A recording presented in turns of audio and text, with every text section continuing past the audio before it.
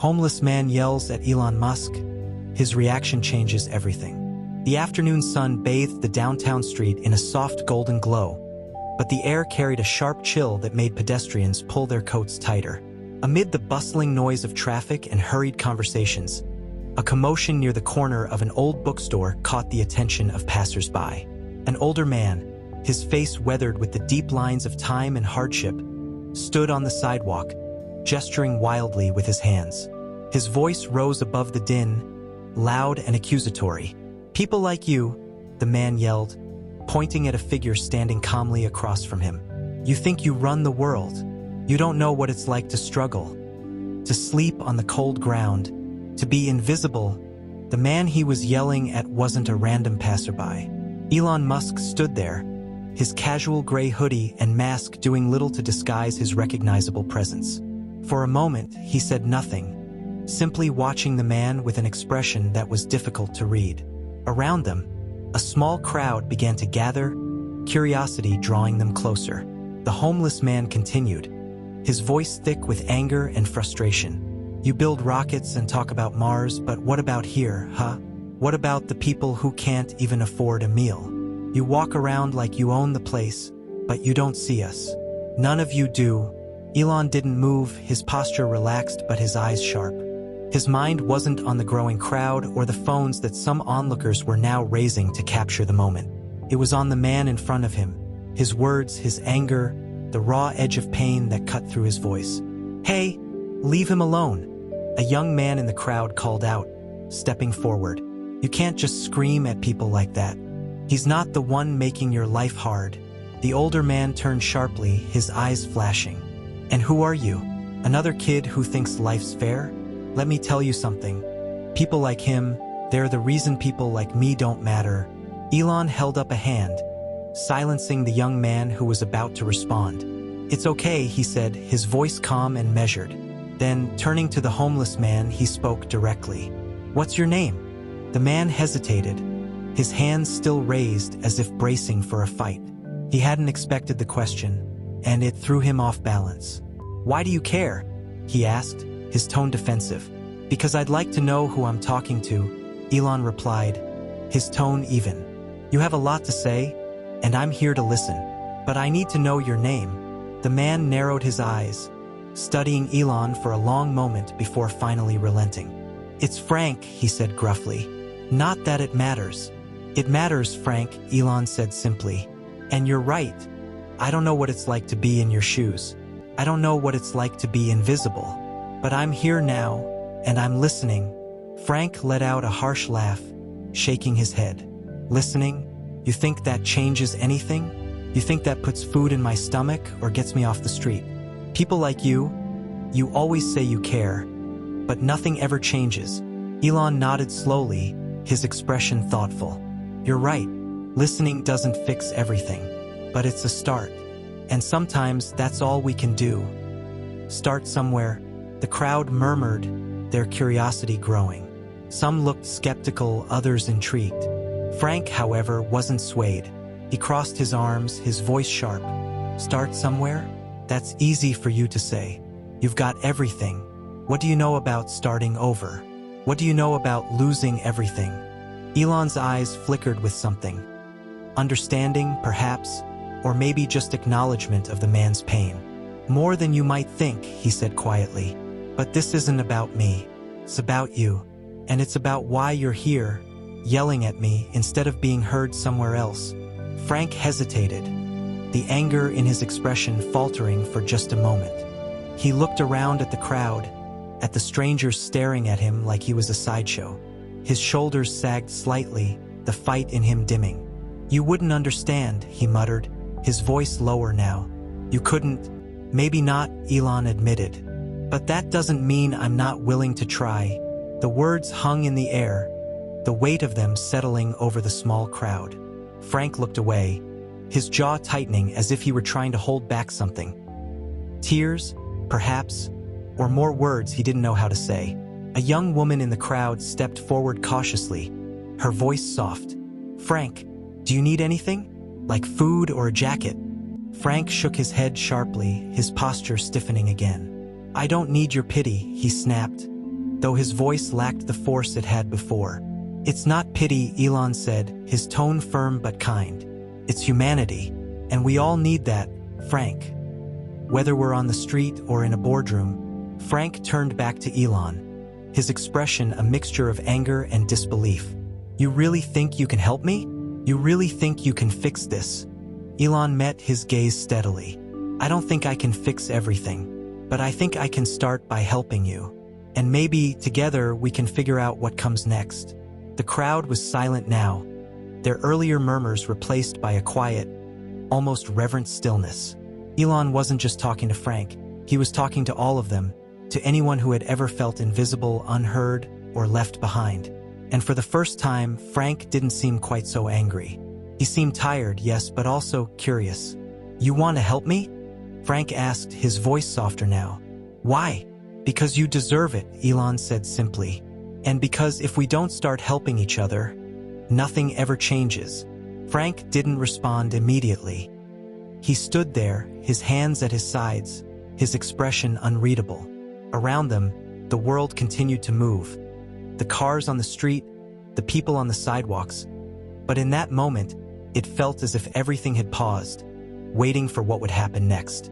The sun dipped lower behind the buildings, casting long shadows across the street as the quiet tension between Elon and Frank thickened. The small crowd lingered, their curiosity far outweighing their need to move on.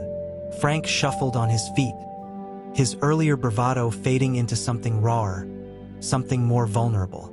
His shoulders sagged, but his eyes were still guarded, flicking between Elon and the crowd like a cornered animal trying to decide if it was safe to stay. "You talk a big game," Frank muttered, his voice quieter now but still laced with skepticism. "But words don't mean much out here. You don't know what it's like. What it's really like." Elon didn't break his gaze, his expression steady. "Then tell me," he said. "Help me understand." Frank let out a sharp laugh, the sound more bitter than amused. "Understand? What's there to understand? You've got money, power. You could walk into any building in this city and people would listen to you. Me? I'm just another old man on the street. Invisible. People don't care what I have to say." "I care," Elon replied, his voice calm but firm. "Why?" Frank snapped, his anger flaring again. "Why do you care? What do you get out of this?" Elon tilted his head slightly, considering the question. "Maybe nothing," he admitted. "Maybe this doesn't change anything. But maybe it does. Maybe listening to you, helping you, starts something bigger than either of us can see right now. And even if it doesn't, what's the harm in trying?" Frank's hands curled into fists at his sides, his jaw tightening as he processed Elon's words. The crowd murmured softly, the tension between the two men drawing them in like a magnet. A few people whispered to each other, speculating about why Elon Musk, one of the richest, most influential men in the world, was standing on a street corner, talking to a homeless man. "Trying," Frank repeated, his voice heavy with sarcasm. "That's easy for you to say. You don't have to try. You've got everything you need." Elon's eyes sharpened slightly, but his tone remained even. "Do I? You're assuming a lot about me, Frank. You see the money, the headlines, the success, but you don't see the failures, the losses, the nights I stayed awake wondering if I was making the right decisions, or if I was about to lose everything." Frank snorted, but the sound lacked conviction. "Oh, please. You're not going to sit here and tell me you've had it hard. Not with what you've got." "It's not about what I have now," Elon said quietly. "It's about what I've been through to get here, and what I'm willing to do to make things better. Not just for me, but for others." Frank stared at him for a long moment, his expression unreadable. Then, without warning, he turned away. His shoulders hunched as he muttered, "This is a waste of time." The crowd parted slightly as Frank began to walk away, his steps slow and uneven. For a moment, it seemed like the conversation was over, that Frank had made up his mind and was retreating back into the shadows. But Elon didn't move. He stood still, watching Frank's retreating figure with an intensity that made the crowd hold its breath. "Frank," Elon called out, his voice firm but not loud. "Where are you going?" Frank stopped but didn't turn around. Back to where I belong, he said bitterly. Away from all this. Away from you. You don't belong out there, Elon said, taking a step forward. You belong here with people who see you, who hear you. You don't have to keep running. Frank hesitated, his back still to Elon. The crowd watched in silence, the weight of the moment holding them in place. For a few long seconds, it seemed like Frank might keep walking, might disappear into the city and leave this conversation behind. But then he turned, his eyes narrowing as he faced Elon again. You think you're so different, Frank said, his voice low and full of anger. You think you can just stand there and tell me I don't have to run? That I can just stop being invisible because you said so? No, Elon replied simply. I'm not here to tell you what to do. I'm here to help you figure out what you want to do. But you have to let me. Frank's hands twitched at his sides, his frustration and pain battling for control. What I want, he repeated, his voice almost a whisper. What I want doesn't matter. It's not going to change anything. It matters to me, Elon said firmly. And it should matter to you. You've spent so long convincing yourself that you don't matter, that you've stopped fighting. But you do matter, Frank. And it's time to start fighting again. The words seemed to hang in the air, heavy and unyielding. Frank stared at Elon, his eyes wide with a mix of disbelief and something else. Something softer, almost hopeful. The crowd was silent now, their earlier whispers replaced by a collective sense of anticipation. Why are you doing this? Frank asked finally, his voice raw. Why me? Because I see you, Elon said simply. And I believe you deserve a second chance. Frank's lips parted as if to respond, but no words came out. He looked away, his shoulders slumping as he struggled to process what he was hearing. Around them, the crowd began to disperse slightly, sensing that the moment was shifting but not yet resolved. Elon didn't push further. He stood quietly, letting Frank wrestle with his emotions. He knew this wasn't something that could be fixed with a single conversation. But he also knew that this was the start of something that could grow if Frank let it. The sun dipped lower, the shadows stretching longer across the street. And as the first chill of evening crept into the air, Frank finally took a hesitant step closer to Elon, his eyes still wary but his posture less rigid. All right, Frank said gruffly. You want to help me? Let's see what you've got. Elon nodded, his expression calm but determined. Let's start with this, he said. Tell me your story. Frank hesitated before stepping closer to Elon, his movements slow and cautious, like a man who'd been burned too many times before. The small crowd that had gathered earlier was still nearby, though some had begun to drift off, losing interest in the exchange. A few remained, their curiosity tethering them to the scene as if sensing something important was about to unfold. Elon gestured toward a nearby bench, just a few feet away from where they stood. Let's sit, he said calmly. No rush. Frank looked at the bench, then at Elon, his eyes narrowing with suspicion. What, you want to sit and chat like we're old buddies now? You think that makes all this go away? Elon shook his head. No, Frank. It doesn't make anything go away. But it's a place to start.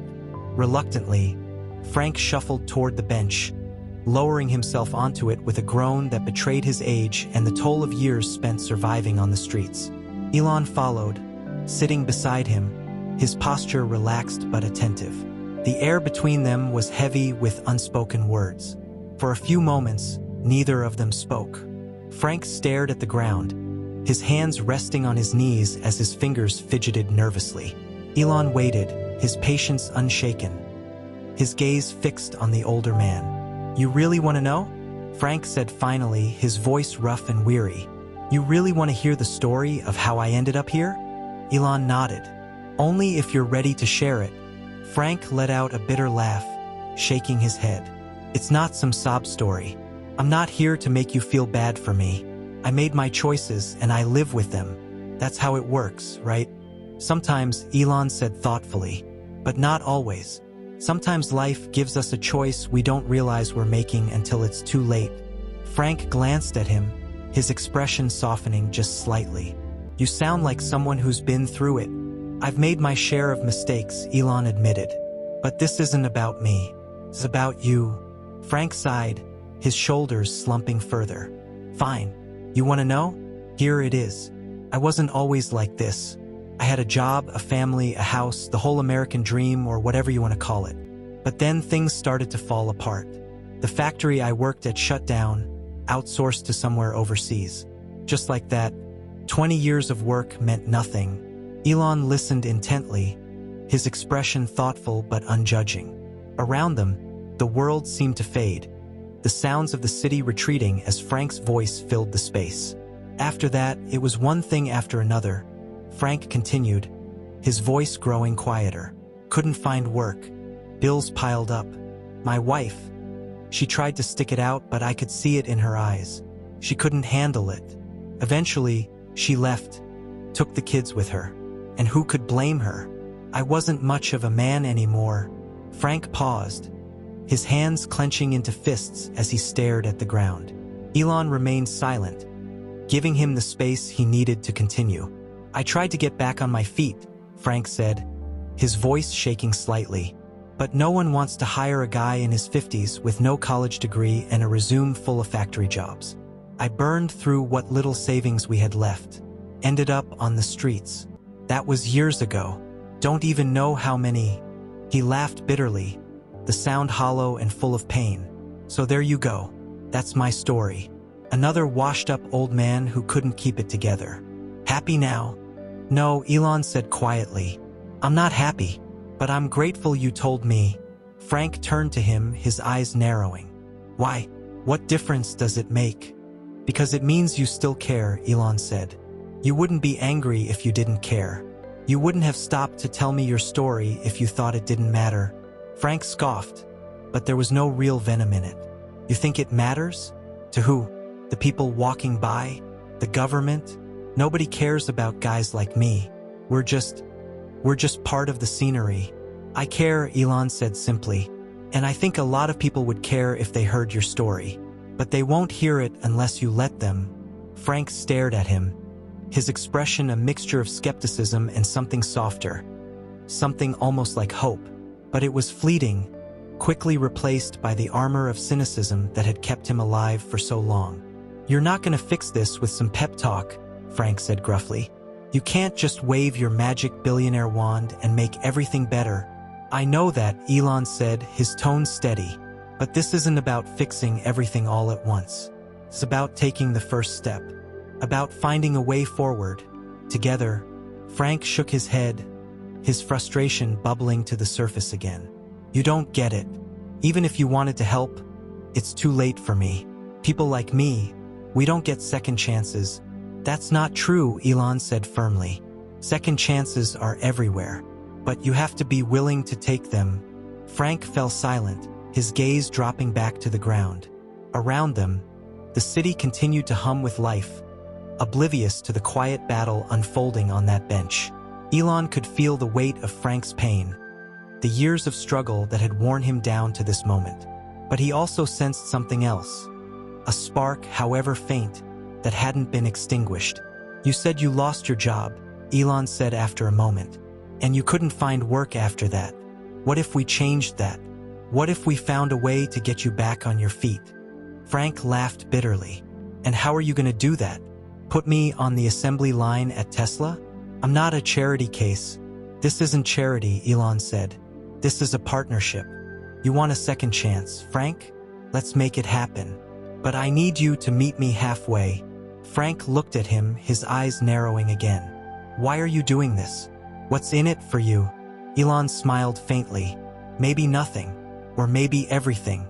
Sometimes, helping one person can change more than you realize. Frank didn't respond, but his gaze lingered on Elon, his expression softening ever so slightly.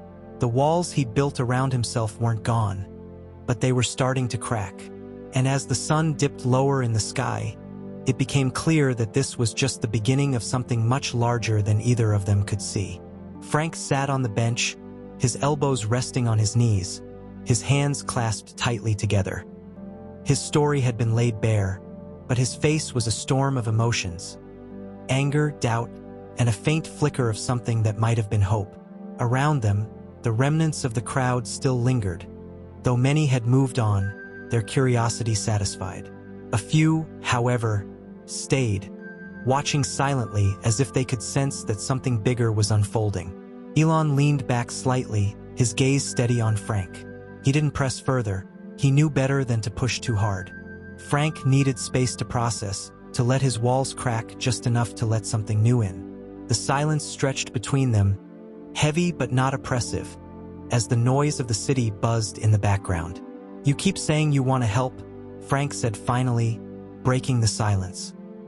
His voice was rough, and his words came slowly, as if he were still weighing them carefully. "But people like you don't stick around. You swoop in, you talk big, and then you disappear. What's to stop you from walking away the second this gets hard?" Elon's gaze didn't waver. "Because I'm not here to make promises I can't keep," he said. "And I'm not here to fix everything overnight. I'm here because I see something worth fighting for. But I can't do it alone." Frank snorted, shaking his head. "Fighting for what? A washed-up old man who can't even keep his life together? You're wasting your time, Musk. There's nothing left here to fight for." "That's not true," Elon replied, his tone calm but firm. "You're here, aren't you? You're still standing. That means there's something left to fight for, whether you see it or not." Frank looked away, his jaw tightening. He didn't respond, but his silence spoke volumes. Elon could see the struggle playing out in his mind. The years of pain and disappointment that had hardened him, fighting against the faint spark of hope that he was trying so hard to ignore. "I've met a lot of people like you, Frank," Elon said after a moment. "People who think they're too far gone, too broken to be fixed. But the truth is, none of us are beyond repair. It's just a matter of whether we're willing to take that first step." Frank's hands tightened into fists, his knuckles white. "And what if that step leads nowhere? What if it's just another dead end?" "Then you keep walking," Elon said simply. "You keep moving forward. Because every step, every choice you make, brings you closer to something better. But you have to be willing to try." Frank's laugh was sharp and bitter. "You make it sound so easy." "It's not easy," Elon admitted. "It's hard. And it's scary. But it's worth it." The tension between them was thick now, the weight of Frank's resistance clashing with Elon's unwavering determination. Around them, the onlookers watched in silence, their expressions a mix of curiosity and quiet awe. It wasn't every day that they saw a man like Elon Musk sitting on a bench, trying to convince a homeless man that his life was worth saving. As the moments stretched on, a new voice cut through the air, a sharp, mocking tone that shattered the fragile quiet. "Well, isn't this a sight?" the voice drawled. "Elon Musk, billionaire extraordinaire, playing savior to a bum on the street. What's the matter, Musk? Got bored with your rockets?" The crowd turned, their heads swiveling toward the source of the voice. A man in his mid-30s stood a few feet away, his arms crossed over his chest. He was well-dressed, his suit crisp and tailored, but his sneer was unmistakable. Elon turned his gaze toward the man, his expression calm but his eyes sharp. "Can I help you?" he asked evenly. The man laughed, shaking his head. "Help me? No, I think the question is, who are you really helping here? This guy?" He gestured toward Frank with a dismissive wave. "Or yourself? Gotta keep the PR machine rolling, right?" Frank's face hardened, his fists clenching again. "You don't know a damn thing about me," he growled. "And I don't need to," the man shot back. "I know enough. You're a leech, living off the scraps of society and blaming everyone else for your problems. And now you've got this guy," he pointed at Elon, "feeding you some fairy tale about second chances. It's pathetic." The crowd murmured, their discomfort palpable. Elon remained seated, his gaze locked on the man. "And what are you doing here?" he asked, his voice steady. "Besides tearing someone down for no reason, I'm just calling it like I see it," the man said, his sneer widening. "Someone's gotta say it. People like him don't change. They don't deserve the effort." Frank stood abruptly, his body tense with anger. "You don't know me," he said, his voice shaking. "You don't know what I've been through. And I don't care," the man said coldly. "People like you are a drain on society. Always have been, always will be." Elon rose slowly, his movements deliberate. He stepped between Frank and the man, his expression calm but his presence commanding. "That's enough," he said, his voice firm. "You've made your point. Now leave." The man raised an eyebrow, clearly unfazed. "And what are you gonna do if I don't? Call security? Have your people whisk you away so you don't have to deal with reality anymore?" "I don't need security," Elon said evenly. "And I'm not going anywhere. But this isn't about me. It's about the kind of person you want to be. The kind of person who kicks others when they're down, or the kind who helps them stand." The man's sneer faltered, just slightly. He glanced at the crowd, clearly aware of the eyes on him. For a moment, he seemed to consider saying something else. But then he shook his head and turned away, muttering under his breath as he walked off. Frank exhaled sharply, his anger slowly ebbing. "Thanks," he muttered, his voice low. Elon turned back to him, his expression softening. "You don't have to thank me," he said. "But I hope you see now, you're worth fighting for. No matter what anyone else says." Frank didn't respond, but his posture was less rigid now, his fists unclenching as he sank back onto the bench. Around them, the tension in the air began to dissipate, but the weight of the moment lingered, heavy and unresolved. The murmurs of the crowd rippled through the space as the man in the tailored suit disappeared down the street. Frank sat back on the bench, his face a mix of exhaustion and frustration, while Elon remained standing, his presence grounded but his expression unreadable. The tension in the air hadn't broken. It had only shifted, bracing for what was coming next. What was his problem? Frank muttered, his voice still laced with residual anger. "Why do people like that always think they're better than the rest of us?" "Because it's easier for them to believe that," Elon replied calmly. "If they convince themselves that others deserve to be where they are, they don't have to feel guilty for not helping." Frank shook his head, his hands running through his gray, unkempt hair. "Doesn't make it hurt any less." "It doesn't," Elon agreed, his gaze steady on Frank. "But what hurts worse is letting people like that define your worth." Frank looked up at him, his brows furrowed. "You talk like it's so easy, like I can just decide to not let it bother me." "It's not easy," Elon said, his tone measured. "But it's a choice. Every day you decide who you're going to listen to, the people who tear you down or the people who lift you up." Frank's laugh was bitter, hollow. "And what if there aren't any people lifting you up?" Elon didn't answer immediately. Instead, he reached into his pocket, pulling out his phone. The small gesture caught Frank's attention, and his curiosity flickered through the veil of his skepticism. "You know what I do, right?"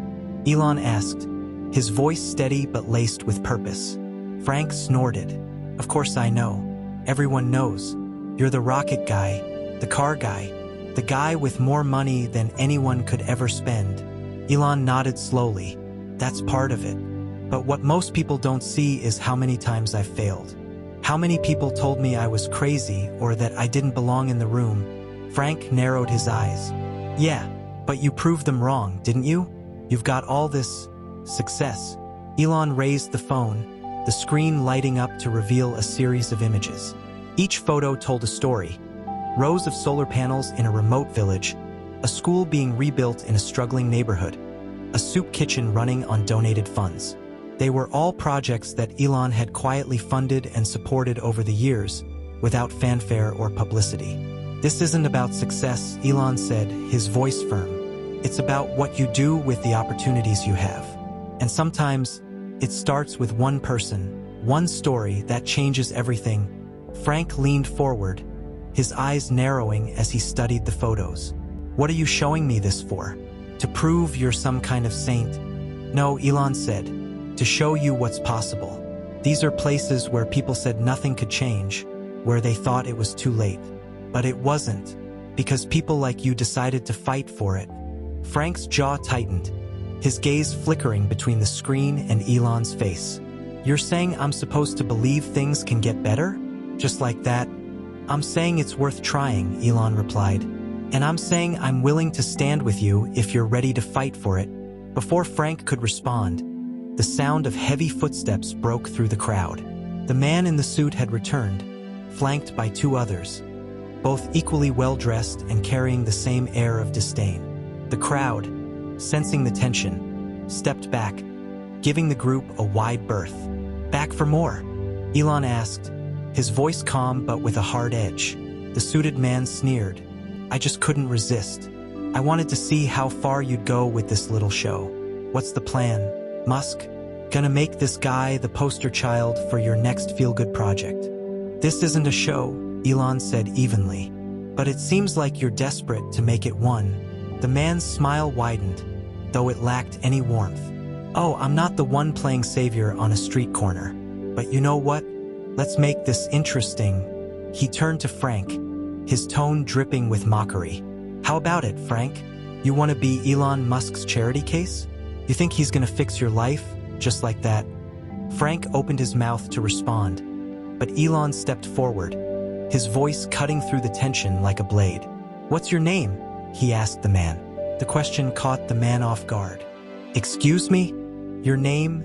Elon repeated, his tone calm but unwavering. "You came here to make a point, so let's hear it from you.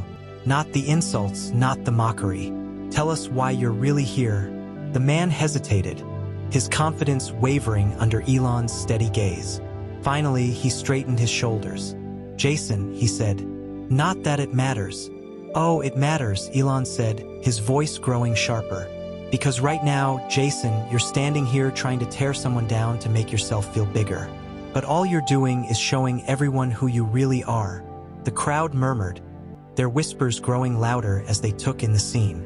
Jason's face reddened, his smug demeanor cracking under the weight of Elon's words. "You want to talk about people who don't deserve help?" Elon continued, his voice rising just enough to command attention. "What about the people who have every opportunity to make a difference and choose not to? What about the people who have the power to lift others up but use it to push them down instead?" Jason took a step back, his jaw tightening. "You don't know anything about me." "You're right," Elon said. "I don't. But I know enough to see that you're not here to help. You're here to hurt. And that says more about you than it ever will about Frank." Jason's two companions shifted uncomfortably, their confidence clearly shaken. The crowd was no longer just watching. They were glaring at Jason, their earlier curiosity replaced by quiet judgment. Frank, who had been silent throughout the exchange, finally spoke, his voice low but steady. "I may not have much," he said, his eyes fixed on Jason. "But I'd rather be where I am than be the kind of person who tears others down just to feel better." Jason opened his mouth to respond, but the words didn't come. His face burned with anger and humiliation as he glanced at the crowd, then at Elon. Without another word, he turned on his heel and stalked off, his companions following closely behind. The silence that followed was deafening. Frank exhaled slowly, his hands unclenching as he looked at Elon. "You didn't have to do that," he said quietly. "Yes, I did," Elon replied. "Because it's not just about you, Frank. It's about showing everyone here that no one gets to decide your worth but you." The crowd erupted into murmurs, their whispers buzzing with admiration and disbelief. Elon sat back down beside Frank, his expression calm but resolute. The moment wasn't over. There was still so much to do, so much to say, but the tide had shifted. And for the first time, Frank's shoulders didn't seem quite so heavy.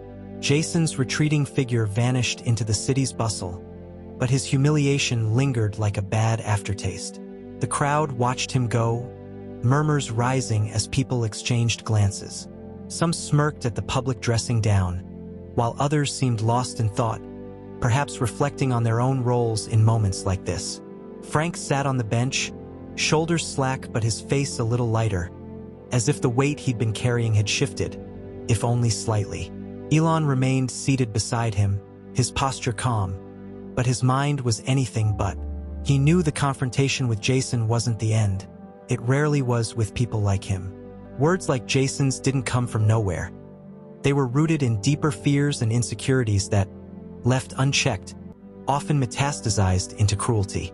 But right now, Elon's focus wasn't on Jason, it was on Frank. Frank let out a shaky breath, running a hand over his face. "That guy, Jason," he muttered, his voice low. "He's just saying what a lot of people think. He's not wrong, you know. I am a drain.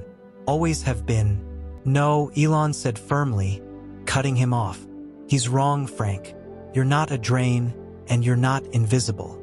You've been dealt a hard hand, but that doesn't define who you are or what you're worth.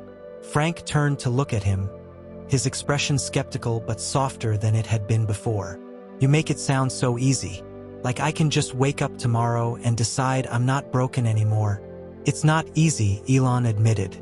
It's a fight.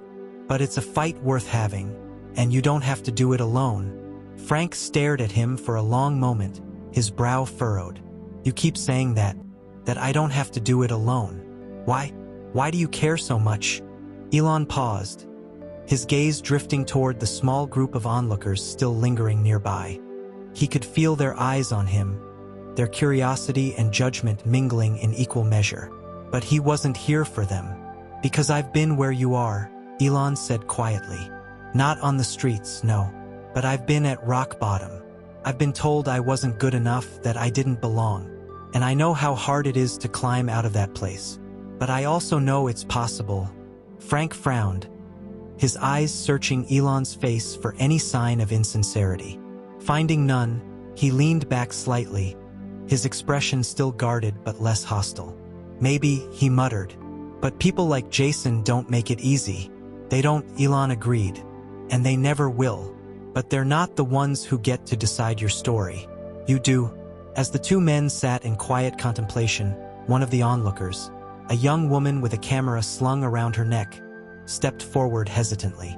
Excuse me, she said, her voice timid but steady. I wanted to say that was really powerful. What you said back there. Both of you. Frank looked up, his brow furrowing. Me? I didn't say anything. You did, she insisted, a small smile tugging at her lips. When you stood up to that guy. When you didn't let him define you. That mattered. Frank blinked, taken aback. He opened his mouth to respond but closed it again, his emotions too tangled to untangle into words. Elon, however, smiled faintly, nodding toward the woman. Thank you, he said simply. But this isn't about me or even Jason. It's about Frank. And about how we treat people who've been overlooked for too long. The young woman nodded, her gaze shifting to Frank. You've got more strength than you realize, she said softly. I hope you know that. Frank swallowed hard, his throat bobbing as he tried to process her words. Thanks, he said gruffly, his voice barely above a whisper. The woman smiled again before stepping back into the crowd. Her presence a small but significant reminder that not everyone saw the world the way Jason did.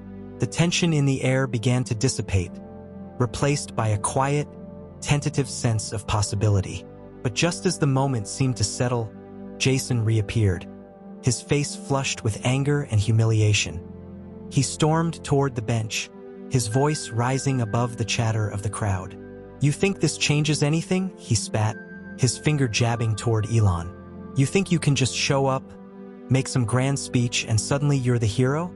You don't know anything about this guy, about people like him. Elon stood slowly, his calm demeanor unshaken. And you do, Jason sneered. I know enough. Enough to see through this little act you're putting on. You're not here to help him. You're here to make yourself feel better. To play savior and walk away when it gets hard. Elon's expression hardened, his eyes narrowing slightly. You keep talking about what you think I'm here to do. But what about you, Jason? Why are you still here? What are you trying to prove? Jason faltered, his sneer slipping for just a moment before he regained his composure. I don't have to prove anything. I'm just calling it like I see it. No, Elon said firmly, his voice cutting through the tension like a blade. You're here because you're scared. Scared that if people like Frank can change, if they can rebuild, then you'll have to face the fact that you've done nothing to help. That you've spent your time tearing people down instead of lifting them up. The crowd fell silent, their eyes darting between Elon and Jason. Frank sat frozen on the bench, his hands gripping the edge as he watched the confrontation unfold. Jason's face reddened, his jaw clenching. You don't know anything about me, he snapped. You don't know what I've been through. You're right, Elon said, his tone even but unyielding. I don't know your story, but I do know this. Tearing others down doesn't make your life better. It just makes the world worse for everyone. Jason's gaze flickered to the crowd, his earlier confidence crumbling under their judgmental stares. He opened his mouth to respond but stopped, his words dying on his tongue. Without another word, he turned and walked away, his retreat far less dramatic this time. The crowd watched him go, their murmurs rising again as the tension finally began to break. Elon turned back to Frank, his expression softening. "You see," he said quietly, "even people like Jason don't have all the answers. But that doesn't mean we stop trying." Frank looked at him, his expression a mix of disbelief and tentative acceptance. For the first time, it seemed like he was starting to believe that maybe, just maybe, Elon was right. The tension that had hung heavy over the street finally began to dissipate as Jason disappeared into the city's flow of people. The crowd that had lingered through the confrontation slowly began to break apart, some offering quiet words of encouragement to Frank or nods of respect to Elon.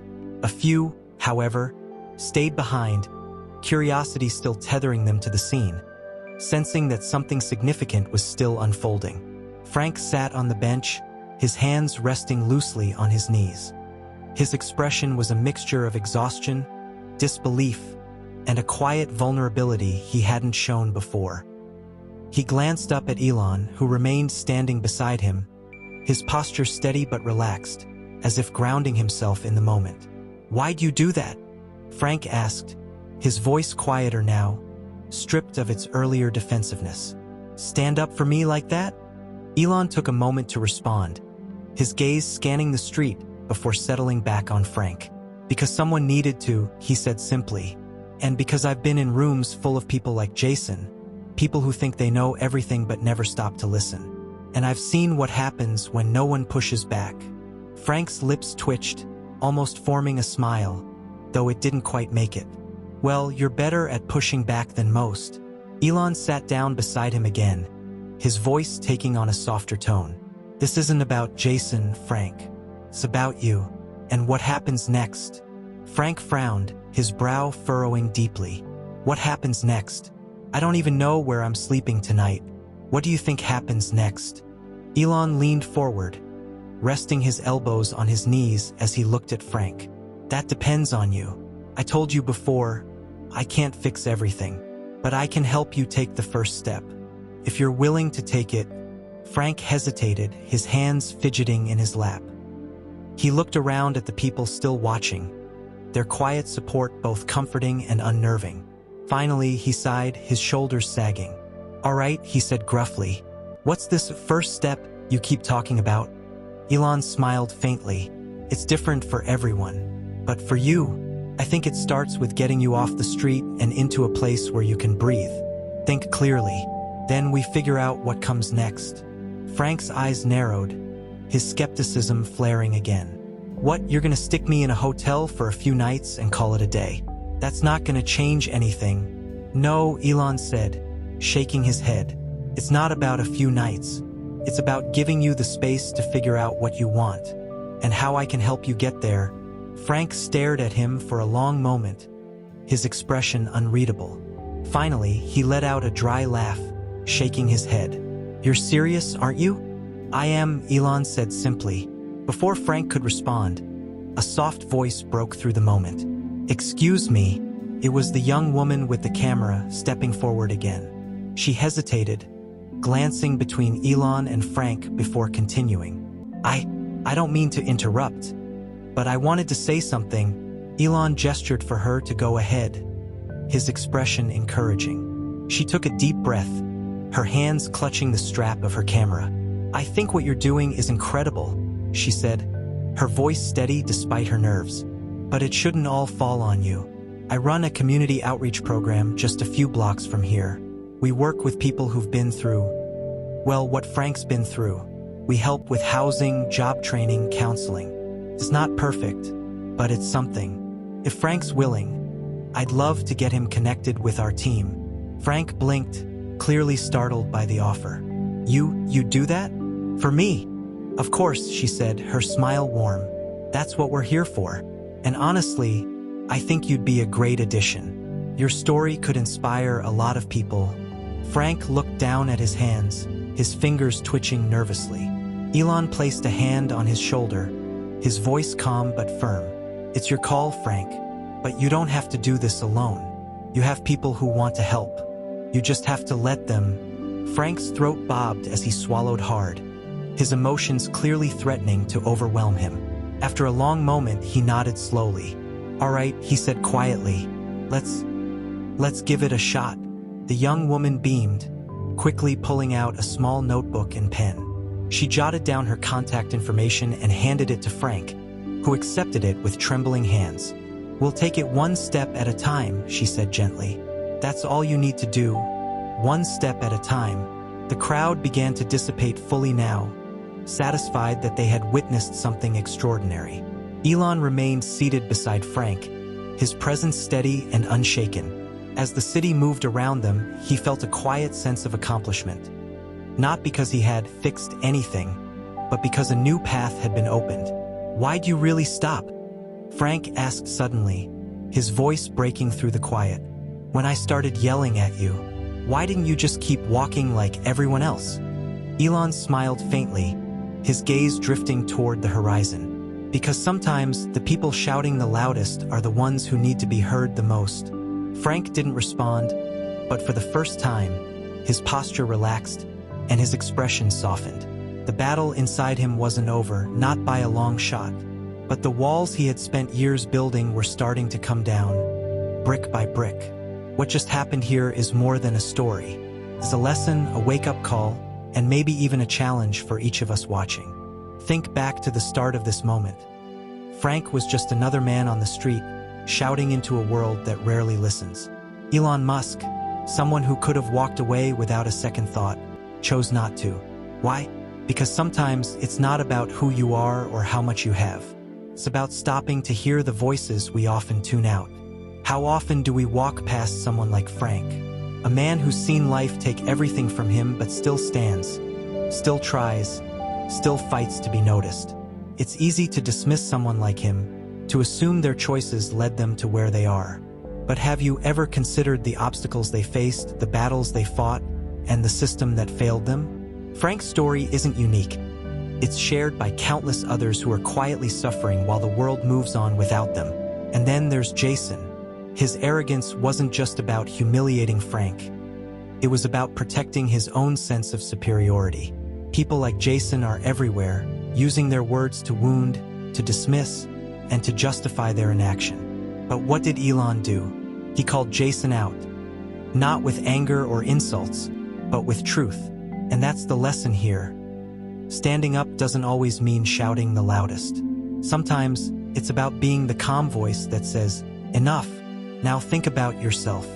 In your own life, how often do you see someone struggling and hesitate to act? Maybe it's fear of judgment. Maybe it's the belief that you can't make a difference. But as this moment shows, you don't need to change the world in one day. You just need to start. Whether it's listening to someone's story, offering them a meal, or connecting them with resources, every small step matters. For Frank, it wasn't just Elon's presence. It was the community that began to form around him, the strangers who saw his humanity and chose to care. So, what will you take from this story? Will you be like Jason, quick to judge and slow to act? Or will you be like Elon, someone who uses their position, whatever it may be, to lift others up? And what about Frank? Can you see a part of yourself in him, in his doubts, his struggles, and his yearning to be seen? This isn't just about Frank or Elon. It's about all of us.